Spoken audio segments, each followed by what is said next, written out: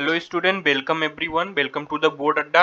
I hope आप लोग अच्छे होंगे और अपनी स्टडीज को कंटिन्यू कर रहे होंगे। आज हम लोग स्टार्ट करेंगे अपनी पॉलिटिकल साइंस टेक्स्ट बुक का चैप्टर फर्स्ट, पावर शेयरिंग। मैंने हिस्ट्री और ज्योग्राफी के जो लेक्चर्स रिकॉर्ड किए हैं उसकी एक सेपरेट प्लेलिस्ट बना दी है। आप यूट्यूब चैनल पर जाके उसको देख सकते हैं और अपनी स्टडीज को और इफेक्टिव बना सकते हैं। तो आज हम लोग स्टार्ट करेंगे chapter power sharing. Power sharing मतलब sharing of the powers, whatever the power that is in the democracy among the peoples of democracy, how the power is shared and why do we need to share power। Power कैसे share की जाती है और power को share करना क्यों जरूरी है।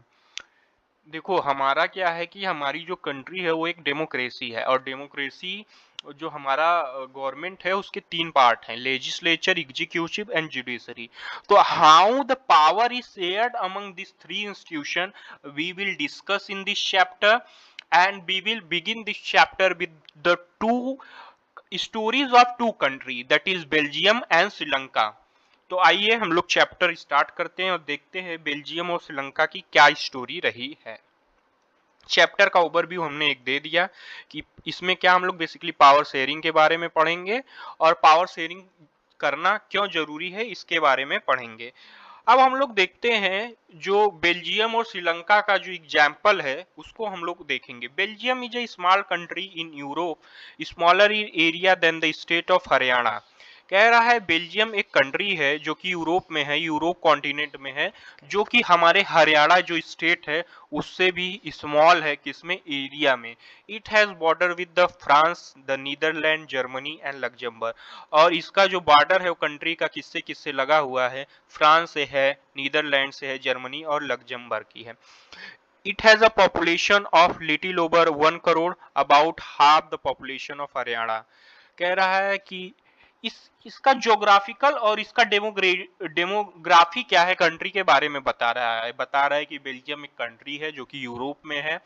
वह हमारे हरियाणा स्टेट से भी छोटी है एरिया में। उसकी जो पॉपुलेशन है वह 1 करोड़ है, जो कि आधी है जो हमारे हरियाणा की पॉपुलेशन है उसकी। द एथनिक और वहां का कंपोजिशन कैसा है, कैसे लोग वहां पर रहते हैं। The ethnic composition of this small country is very complex. और क्या कह रहा है, जो एथनिक कंपोजिशन है इस कंट्री का वो बहुत ही कॉम्प्लेक्स है, मतलब बहुत ही टेढ़ी खीर है, समझ लो, बहुत ही कॉम्प्लेक्स है। Of the country's total population, 59% lives in the Flemish region and speak Dutch language। कह रहा है कि कंट्री की जो 59%, 59% आबादी है वह फ्लेमिश रीजन में रहती है। कहाँ पर रहती है? फ्लेमिश रीजन में रहती है। और क्या बोलती है? डच बोलती है। They live in the Flemish region and speaks the Dutch language।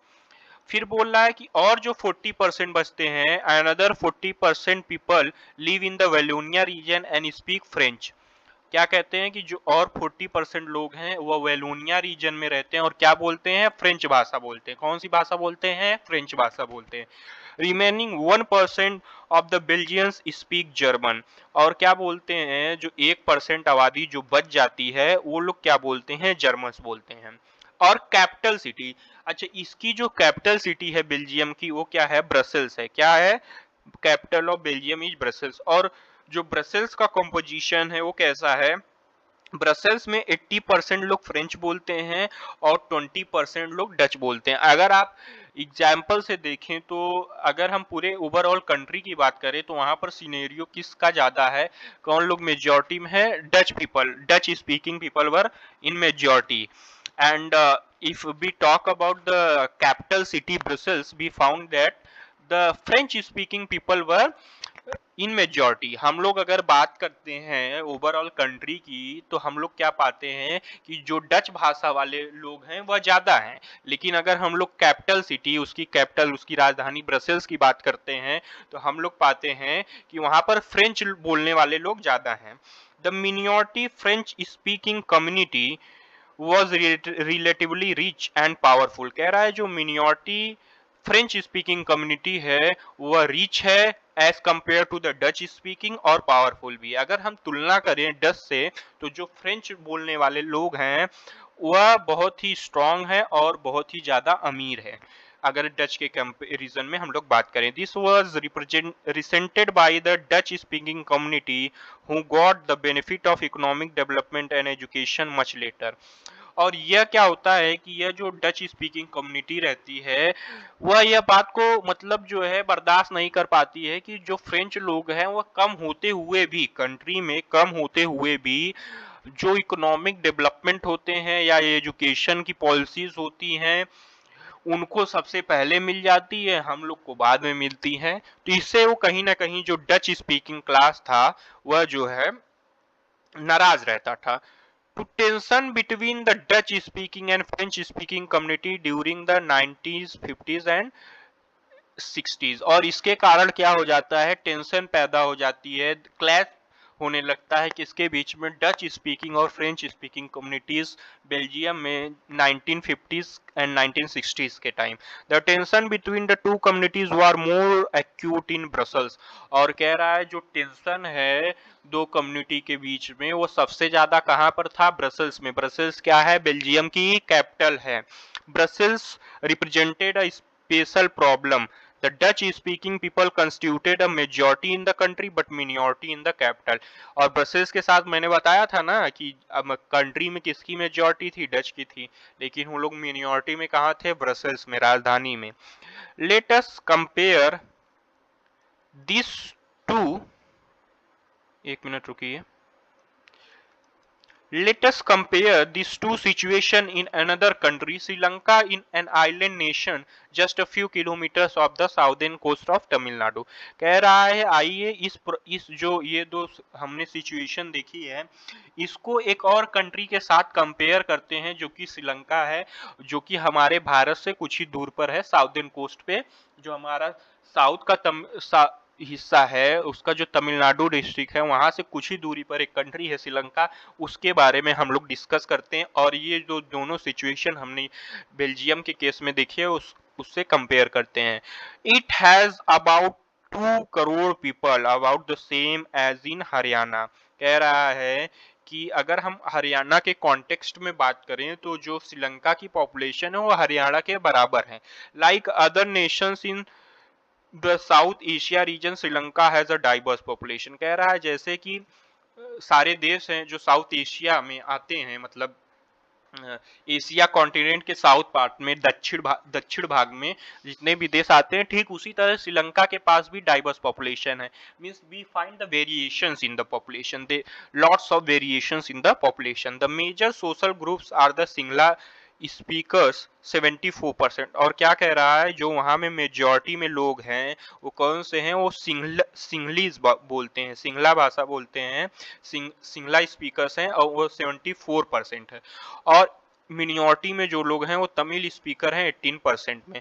Among Tamils there are the, और कुछ जो तमिल्स हैं उसमें भी दो ग्रुप्स हैं, कुछ जो हैं वहाँ के नेटिव तमिल्स हैं जिसको श्रीलंकन तमिल्स कहा जाता है, और कुछ जो ऐसे तमिल्स हैं जिनको कॉलोनियल टाइम में, ब्रिटेन की टाइम में वहां पर काम के लिए गए थे वह जो हैं।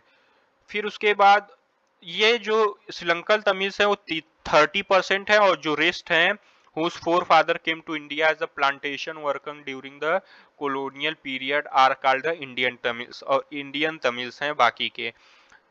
देखो वहां पर क्या है कि 74% सिंगलिश स्पीकिंग लोग हैं, सिंगला बोलते हैं, और 18% लोग हैं तमिल स्पीकर। उसमें से भी जो 13% हैं वो श्रीलंकन तमिल्स हैं, और बाकी रेस्ट ऑफ 5% जो है इंडियन तमिल्स हैं। As you see the map of Sri Lankan Tamils are concentrated in the north and east of the country. कह रहा है अगर आप मैप देखें, आइए देखते हैं, मैप देखते हैं। अगर आप मैप देखेंगे, ये तो बेल्जियम का मैप है, सॉरी। हाँ तो देखिए बेल्जियम का मैप भी एक देखिए, ये जो है रीजन ये फ्लेमिश है, इधर कौन लोग रहते हैं, डच लोग रहते हैं, और ये वलोनिया रीजन है, इधर फ्रेंच लोग रहते हैं, ठीक ना, हमने बताया था। और आइए श्रीलंका का मैप देखते हैं। देखिए अगर आप श्रीलंका के मैप की बात करें तो आप पाएंगे कि जो इंडियन तमिल्स हैं वो नॉर्थ में कंसंट्रेटेड हैं ज्यादा हैं, और ईस्ट पार्ट में।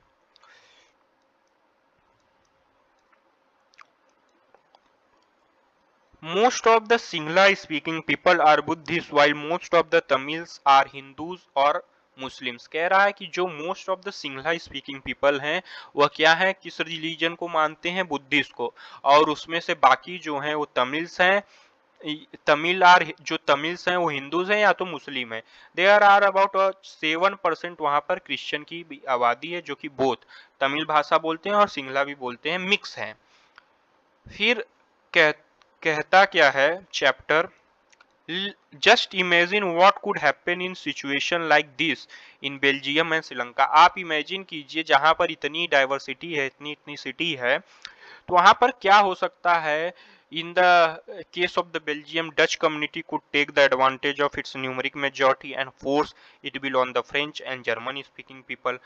या तो ये चीज संभव है कि जो डच कम्युनिटी है वो अपने मेजॉरिटी का फायदा उठाए और फ्रेंच पर सब चीजें फोर्स करे कि भाई आप लोग भी जो है जैसा हम कह रहे हैं वैसा कीजिए।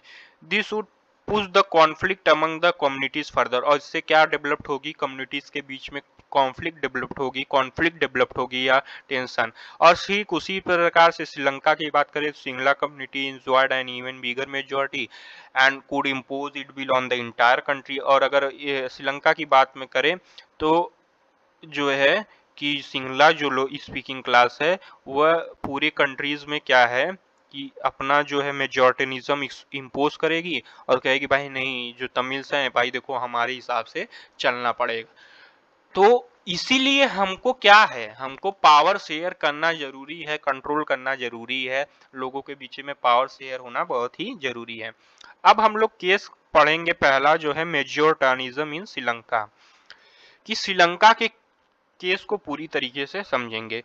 Sri Lanka emerged as an independent country in 1948। The leaders of the Sinhala community sought to secure dominance over government by virtue of their majority।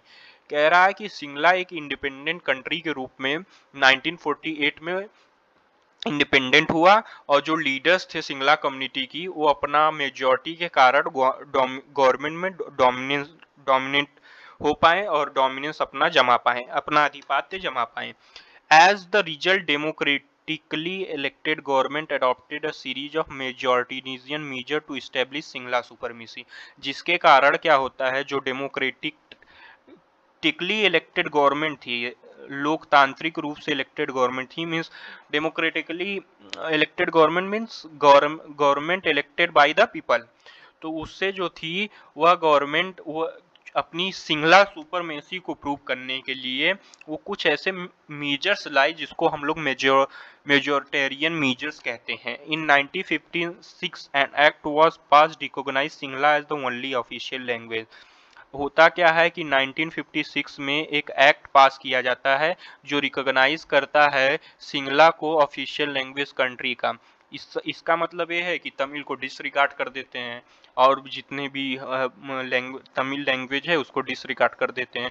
The government followed a preferential policies that favoured the applicants for university position and government jobs. और government क्या थी, एक preferential policy मतलब अपना ली थी कि भाई जो सिंगला लोग हैं, जो सिंगला स्पीकिंग लोग हैं, उनको फेवर दिया जाए किसमें, यूनिवर्सिटी की पोजीशन में और गवर्नमेंट जॉब्स की पोजीशन में। A new constitution stipulated that there state shall protect and foster Buddhism. और वहां पर यह भी कहा गया कि स्टेट जो है वह प्रोटेक्ट करेगा और बढ़ावा देगा किसको, बुद्धिज्म को, जो बुद्धिस्ट रिलीजन है उसको बढ़ावा देगा, यह स्टेट की जिम्मेदारी बनती है। कॉन्स्टिट्यूशन में ये भी लिखा गया है। सॉरी। फिर all these governments measure coming one after the other gradually increase the feeling of alienation among the Sri Lankan Tamils। और ये जितने भी गवर्नमेंट मेजर्स थे वह जो श्रीलंकन तमिज थे उनको उनको क्या लगने लगा, वो अपने आप को अलग पाने लगे। They found alienated from the rest of the country, कि भाई उनको भाई देखो क्या है, गवर्नमेंट जॉब्स में भी या यूनिवर्सिटी पोजीशंस में भी प्रेफरेंस नहीं मिल रहे हैं। They were not recognized as the they were not their language is not recognized as the national language or official language। their their religion, the Hindu religion, is not fostered by the state। So all this no the things or the measures that is adopted by the Sinhalese people or the majoritarianism people, they created a feeling of alienation among the Sri Lankan Tamils. They felt that none of the major political parties led by Buddhist Singla leaders was sensitive to their, और उनको क्या लगने लगा था कि जितनी भी जो सिंगला पार्टी है, सिंगला स्पीकिंग पार्टी है, वो उनके लैंग्वेज और कल्चर को उतने सम्मान नहीं देती हैं. They felt that constitution and government policies denied them equal political right and discriminations against them in getting jobs and their opportunities and ignored their interest. और उनको अब क्या लगने लगा था कि जो कॉन्स्टिट्यूशन है और गवर्नमेंट है वह पॉलिसीज से उनके अधिकार को डिनाई करती हैं, और जो इक्वल पॉलिटिकल राइट मिलना चाहिए उनको भी वह उनको उस कंट्री में नहीं मिल पा रहा है. उनको भेदभाव झेलना पड़ रहा है जॉब्स पाने के लिए और अपॉर्चुनिटीज, अदर जो भी अपॉर्चुनिटीज हैं कंट्री में उसके लिए, और उनके इंटरेस्ट को, what were their interest, this is also ignored by the majoritarianism government, that is but that government is elected democratically. ये देखिए एक मैप है जो श्रीलंका में बताता है कि कहाँ कहाँ पर लोग कैसे कैसे पहले थे. ये हम लोग पाते हैं पूरा सिंगलिश स्पीकिंग है, ये श्रीलंकन तमिल्स हैं और ये इंडियन तमिल्स हैं, ठीक ना. फिर उसके बाद कंसंट्रेशन हमको नॉर्थ में देखने को मिल रहा है. फिर उसके बाद हम लोग क्या देखते हैं, रिजल्ट. और इसका रिजल्ट क्या होता है, भाई चूंकि वो अपने आप को डिस्क्रिमिनेटेड फील कर रहे थे, जिसका रिजल्ट ये हुआ that relation between the Singla and Tamil communities strength over time. और जो रिलेशंस था वो बहुत ही रिलेशन था सिंगला और तमिल के बीच का, वो धीरे धीरे बहुत ही खराब होने लगा. The Sri Lanka Tamils launch parties and struggle for their recognition. और होने क्या लगा कि ऐसा जो श्रीलंकन तमिल्स थे वो भी पार्टी बनाना स्टार्ट कर दिए और स्ट्रगल करना स्टार्ट कर दिए अपने रिकग्निशन के लिए, अपने पहचान के लिए कि तमिल को एक ऑफिशियल लैंग्वेज बनाई जाए for regional autonomy and equality of opportunity in securing education and job. और उनको भी भाई एक इक्वल अपॉर्चुनिटी दी जाए एजुकेशन में, पढ़ाई के लिए और जॉब के क्षेत्र में, नौकरी के क्षेत्र में. But their demand for more autonomy to provinces populated by the Tamils was repeatedly denied. कह रहा है कि लेकिन जो प्रोविंसेस थे जहाँ पर मतलब उनको ऑटोनॉमी दिया जाए, अधिकार दिया जाए कि जो भाई देखो मेरे जहाँ पर हम लोग पॉपुलेटेड हैं वहाँ पर हम ही लोग रहेंगे, लेकिन इस बात को भी जो मेजोरिटेरिज्म गवर्नमेंट रहती है श्रीलंका में वह इग्नोर कर देती है, डिनाई कर देती है, मानने के लिए तैयार नहीं होती. तो बाई 1980 सेवरल पॉलिटिकल ऑर्गेनाइजेशंस, और 1980s के टाइम में क्या होता है कि several political organisation form demanding and independent. और वो क्या किस चीज की मांग करते हैं, एक स्वतंत्र जो है तमिल एलम स्टेट की मांग करते. कहते भाई जिधर के हम लोग हैं नॉर्दर्न हिस्सा हमको दे दिया जाए और हम लोग का ये इंडिपेंडेंट स्टेट होगा. नॉर्दर्न और eastern parts of the country की मांग करते हैं कि भाई हम लोग को ये हिस्सा दे दिया जाए, हम लोग एक अलग इंडिपेंडेंट स्टेट के रूप में अपने आप को घोषित करते हैं. ऐसी वो लोग डिमांड करना स्टार्ट कर देते हैं. The distrust between two communities turn into wide spread conflict. और यह जो डिस्ट्रस्ट रहता है दोनों कम्युनिटीज के बीच में, एक ये wide spread means all the things that is spread all over the country, एक ऐसे कॉन्फ्लिक्ट के रूप में धीरे धीरे वो पनपने लगता है. It soon turn into a civil war. और ये धीरे धीरे क्या हो जाती है, सिविल वार. मतलब एक ऐसी वार जो देश में अपने ही लोग एक दूसरे से लड़ रहे हो, उसको क्या कहते हैं, सिविल वार. और सिविल वार का जन्म ले लेती. As a result thousand of people of both communities have been killed. और इसका रिजल्ट क्या होता है, 1000 से ज्यादा लोग मारे जाते हैं दोनों कम्युनिटीज के. और कुछ बहुत सारी फैमिलीज जो हैं वो यहाँ तक हो जाता है कि देश छोड़ के भाग जाती हैं. The civil war had caused terrible setback to the social cultural and economic life of the country. और यह जो सिविल वार थी वह बहुत ही टेरिबल सेटबैक देती है किस पे, चाहे वो कंट्री की सोशल लाइफ हो, चाहे कल्चरल हो और इकोनॉमिक लाइफ हो उस पे. और यह कब खत्म होती है, इट एंडेड इन 2009. अब हम लोग अगला जो केस देखेंगे वो एकोमोडेशन ऑफ बेल्जियम का देखेंगे. द बेल्जियन लीडर्स टूक अ डिफरेंट पाथ. लेकिन आप यही बेल्जियन के, आपने श्रीलंका का केस देखा, अब हम लोग बेल्जियन का केस देखते हैं. द बेल्जियन लीडर्स टूक a different path. They recognize the existence of regional differences and cultural diversities. लेकिन देखो बेल्जियम के केस में जो बेल्जियन लीडर्स थे वो कितने समझदारी के साथ आते हैं, वह भाई रिकॉग्निशन देते हैं जो रीजनल डिफरेंसेस है और कल्चरल डाइवर्सिटीज है। मतलब जैसे आप इंडिया की कॉन्टेक्स्ट में बात करें तो इंडिया में क्या है कि बहुत सारे धर्म हैं और बहुत सारे धर्म के लोग हैं और उनका अलग अलग अपना कल्चर, अपना अपना ट्रेडिशन है, लेकिन लोग क्या है यहाँ अच्छे से रहते हैं। किस लिए रह पाते हैं? क्योंकि भाई उनको इक्वल रिकॉग्निशन हमारे कॉन्स्टिट्यूशन द्वारा दिया गया है, उनकी राइट्स को भी प्रोटेक्ट करना हमारे कॉन्स्टिट्यूशन की जिम्मेदारी है। तो उसी तरीके से जो बेल्जियम में जो बेल्जियन लीडर्स थे वह इन सब चीज़ों को समझते हैं और उनको रिकॉग्निशन देते हैं जो रीजनल डिफरेंसेस है। Between 1970 and 1993 they amended their constitution 4 times, और अपने कॉन्स्टिट्यूशन में 4 बार बदलाव लाके कुछ ऐसे सेट्स ऑफ अरेंजमेंट्स लाते हैं जिनके द्वारा जो डच लोग थे और जो फ्रेंच लोग थे वह इक्वल अपॉर्चुनिटी इंजॉय कर पाए कंट्री में, ऐसे कुछ मॉडल के साथ लाते हैं। होता क्या है कि जो वो और क्या अमेंडमेंट्स करते हैं इसको देखते हैं हम लोग। Constitution prescribe that the number of Dutch and French speaking ministers shall be equal in the central government. Constitution क्या प्रिस्क्राइब करता है? देखो भाई यहाँ से क्वेश्चन फ्रेम हो सकता है, ध्यान से सुनिए। What were the 4 amendment done by Belgian leaders in their constitution? तो आप पहला क्या लिखेंगे? Constitution prescribes that the number of Dutch and French speaking ministers shall be equal in the central government. पहला क्या पॉइंट होगा कि जो कॉन्स्टिट्यूशन है, जो वहां का संविधान है, वो प्रिस्क्राइब करता है जो नंबर ऑफ डच और फ्रेंच स्पीकिंग मिनिस्टर्स होंगे कंट्री में वह सेंट्रल गवर्नमेंट के, केंद्र सरकार में बराबर होने चाहिए।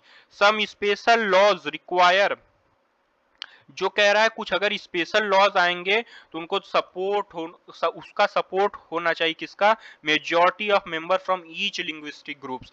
और जो अगर कोई भी स्पेशल कानून बनता है तो वह बिना सपोर्ट के, दोनों लिंग्विस्टिक ग्रुप्स के मेजॉरिटी के बिना सपोर्ट के नहीं बन सकता। Thus no single community can make decision unilaterally. और इसके कारण क्या होगा कि कोई भी सिंगल कम्युनिटी अपने आप में जो है डिसीजन नहीं ले सकती, ऐसा वहां का कॉन्स्टिट्यूशन प्रिस्क्राइब करता है। Many powers of the central government have given to the state government of the 2 regions of the country. और कह रहा है क्या कि बहुत सारी जो सेंट्रल गवर्नमेंट की पावर थी वह स्टेट गवर्नमेंट को भी दी गई। जो 2 रीजन्स थे, कौन कौन से थे 2 reasons? Flemish and Wallonia. The state government are not subordinate to the central government. और क्या बोलता है संविधान वहां का, जो बेल्जियम का कॉन्स्टिट्यूशन होता है, वो बोलता है कि जो स्टेट गवर्नमेंट है वह सेंट्रल गवर्नमेंट के सबॉर्डिनेट नहीं है, उसके अधीन नहीं है। They can work freely. Brussels has a separate government. और जो वहां की राजधानी थी ब्रसेल्स, जिसको हम लोग जानते थे, उसकी सेपरेट गवर्नमेंट थी जिसमें कि both communities have equal representation. और ब्रसेल्स की जो सेपरेट गवर्नमेंट थी वहां पर भी दोनों जो कम्युनिटीज थी, कौन कौन सी कम्युनिटीज थी? Dutch speaking community and French speaking community, उनको भी इक्वल रिप्रेजेंटेशन मिला। कहां पर मिला? ब्रसेल्स में। और वहां पर एक अलग गवर्नमेंट थी। The French speaking people accepted representation in Brussels because the Dutch speaking community has accepted equal representation in the. क्या हुआ कि भाई जो फ्रेंच स्पीकिंग पीपल थे ब्रसेल्स में, उन्होंने ये बात को एक्सेप्ट किया। इसलिए हमने क्या बताया था, ब्रसेल्स में बेल्जियम में क्या केस था?